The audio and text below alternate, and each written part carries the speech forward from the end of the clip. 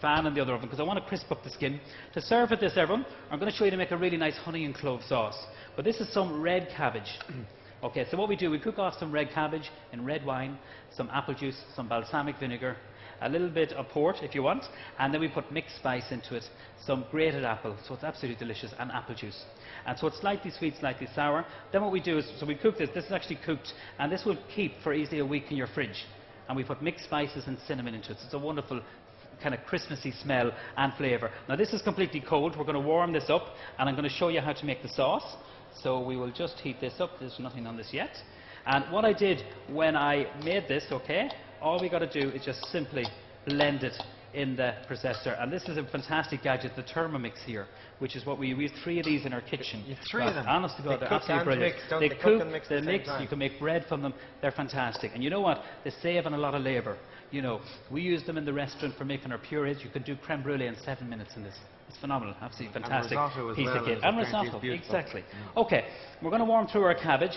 In the back saucepan, I'm just heating this. I'm going to show you how to make our sauce. And this is a reduction sauce, everyone. So we're going to put some red wine into this, some balsamic vinegar, a little bit of honey, soya. So it's a really nice sweet and sour kind of sauce, but more kind of sour than sweet, if that makes sense.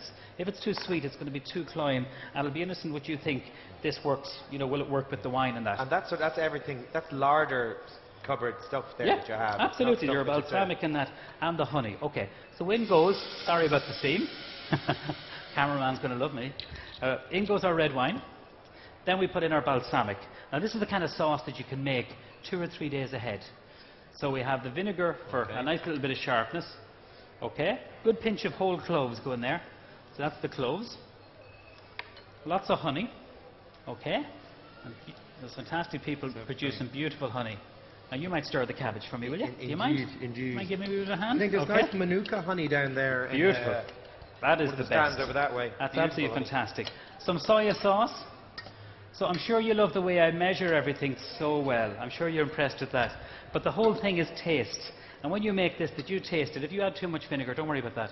You just counteract it with more honey. So everyone's taste buds are different. In goes our tomato ketchup. How fancy. Okay, we give that a good stir. That gives a lovely bit of sweetness to it. Could you use those tomato paste concentrate instead? Absolutely, you could. Absolutely, no problem at all. Because you wouldn't find tomato ketchup in my kitchen, Neven. Oh, of course not. No. What a snob you are. I can't believe that. There's nothing nicer than sausage and chips and ketchup, and some is ketchup. there? You have a good look Homemade at that there. ketchup. And Homemade ketchup. All the better for the ketchup in that there, folks. You're some man. Okay, so this is our stock. For me, this is the body and soul of the sauce. And we make this every week in the restaurant. We roast off our beef bones.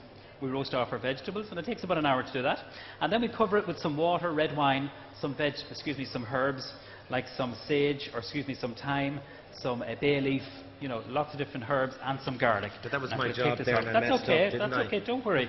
I know you got excited with the tomato ketchup, so we'll forgive you about that. Okay, so we're making a reduction sauce, everyone. So for the stock in the restaurant, we cook that for up to 10 to 12 hours. For yourselves at home, you'll be cooking a small pot of it for about 4 to 5 hours. But it is the body and soul of the sauce, no matter what anyone says. And you know, you can use different stock cubes, they're absolutely fine. But for that richness, you can see how thick that is. You know, it's nice and thick, so we pour a little bit more in there, the last of the drop. I was just wondering, when you took the goose apart there, Yes. what about all the bones? Could you make a stock? They're No? a bit fatty, that's Bit the fatty. only thing. You know, you'll get little bits and pieces of meat on it, but I'm going to be absolutely honest with you. You'll get a very fatty stock. You're better off dumping it then. Being honest, unfortunately, you know. Okay, what we're going to do next is I'm just going to leave that to reduce for about 2 or 3 minutes. We'll season it with salt and pepper because we never season stock. Because when you cook it so long, okay, we don't season it. Okay, we put in some red wine in here. It'd be handy if I had the saucepan switched on, so don't forget to do that. Some red wine, and then we're going to put in some port. And this is going to be for our mulled fruit trifle. This is a beautiful dessert, and it's a dessert that I'm going to be having Christmas Day. Mulled fruit trifle, Sounds fantastic. plum pudding, and baked Alaska. My mother makes the Three most amazing baked desserts in Alaska. your It's a house. feast, I know. 3 desserts. I mean, like, it's one day that I can really... But it's a very small number of people you cook for. Yeah, 29, 30, you know, it's not many. It's You're not many, normally though. cooking for 85, is it, on a Saturday night? Yes, last night there was 85 in. Right, everyone, our goose, we want to warm this through. It's still cold, I know, underneath. We're going to put it back in for another few minutes, give it about another 5 minutes, and then onto the grill. I want to get that skin really crispy. So this saves on the wash up, okay? This is the parchment paper, which is a non-stick silicone paper. So we're going to put that back in there. Okay. Maybe while you're organising there, Yes. we'll have a chat with Raymond. Okay. Who's going to tell us. Well, actually, Raymond and I will invite up our guests. We have some guests here today. Throughout the week, we've had competitions on radio and the national press for people to come and sit at the chef's table over the weekend at the show. And 6 people have been lucky winners of being served up delicious goose by Neven Maguire. Maybe they'd like to make their way up on stage now. Where are you? Give them a round of applause. Come on up, guys. You're welcome. Now, okay. I'm sure maybe Wes would look after their coats and bags there. Okay, Lovely. so we have the wine I've chosen to go with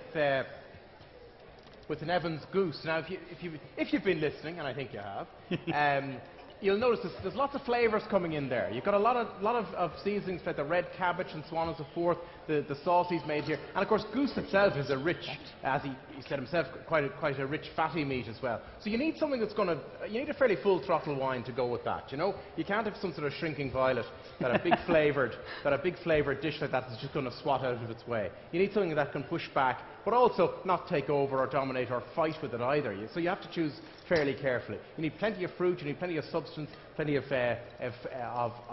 depth of flavour, good length of flavour. And I've gone for Penfolds Bin 28 Kalimna Shiraz. Now this is full throttle Australian Shiraz. Penfolds do other ones as well, but they would even themselves say this is matured in American oak, for instance, rather than French oak, which tends to give softer, subtler flavours. American oak gives more strident flavours, you might say. So this is the one that I think will probably go fairly well with this. And as I said to you, it's full throttle stuff. I'm going to pour it out now before the people are served with their food, and I'm going to encourage them to have a taste of the wine first of all on its own. Always very important. If I'm ever organising, and I frequently am, wine dinners where we're doing matchings and things like that, I always say try the wine on its own when you've no food at all, no food aromas or anything there coming up from a plate in front of you, and form your opinion on the wine then, and then see how you find it goes with the food. You will inevitably have a different reaction. So it's a good exercise. And I can see already our guests up here are getting a bit thirsty because they can see that the audience sitting down there are already being served the wine. They're wondering, well, why were they brought up here? No, there is not a drought here. But the wine, Barry from Edward Dillon's there, the wine is over on the Dillon stand. He's coming around with samples so you all can participate here rather than doing what you might otherwise call a virtual tasting. And we might even have a glass for Ross and Neven. Thank you very much, and we'll give you some goose. It's not a fair exchange. Exactly, we'll give you a bite too. Okay. Where are we here now? Where are we here? This is our sauce. I want to show you this, and I want you to taste it and tell me what you think of it. This is the sauce that we started yes? off over here. Okay, so that's it. Can you see the lovely glaze? Beautiful. Now that's from the honey. We'll give a lovely glaze to that. Okay, I'm going to reach over. Sorry, clean spoon. Let me know what you taste of that. Oh my God, nice, beautiful. not too sweet, not too bitter. Because don't worry, if you add too much vinegar, you just counteract it with some. Enjoy your wine, by the way. It's lovely you to counteract get it. streak vinegar at the back and you then need the that. sweetness at the front. Absolutely. Actually, it's funny, if you've noticed, if you've been here throughout the weekend, you'll notice all of the chefs have a little jar with lots of spoons in it, because the difference, I think, between maybe a professional chef and a home cook is professional chefs taste all the time as they're working their way through the dish. As you can see, isn't that right? Yeah, it's very important. You've got to You're enjoy not your looking food. so bad now. You're not looking so bad. Then go to the gym. Okay. Anyway, so what I'm going to do, or what I've done in the sauce, when you saw me putting port, red wine, some sugar, we're going to put a couple of cinnamon sticks into this. And this is a beautiful way of poaching any fruits. Whether it's, I'm going to talk about the berries now in a minute, but plums, rhubarb, fantastic Irish rhubarb when they're in season. I'm using this quite unusual spice, okay, which is star anise. Beautiful with duck, beautiful with pork, and beef too. So we put 2 or 3 of those in. It's like an aniseed flavour, so it is. And then what I'm going to do is I'm going to put some vanilla into it. This is the fresh vanilla pod here. And you know this company that we buy our Vanilla Bazaar. You did a beautiful feature on them. Fantastic people, Vanilla Superb. Bazaar. Superb. I think, are they vanillabazaar.com? That's it. You can go online, and you know, like I'm from Cavan, we love to save a few bob here and there, but absolutely, they're costing about 23 cents a pod. Fabulous. Superb vanilla pod. So that's, you split it as if it's doing the splits down the centre. You scrape out all these beautiful seeds. So remember, I'll move over the board here, okay? And then we just scrape out all these gorgeous seeds. Look at all that seeds. So that's from the vanilla pod. You can do 2 things with the skin.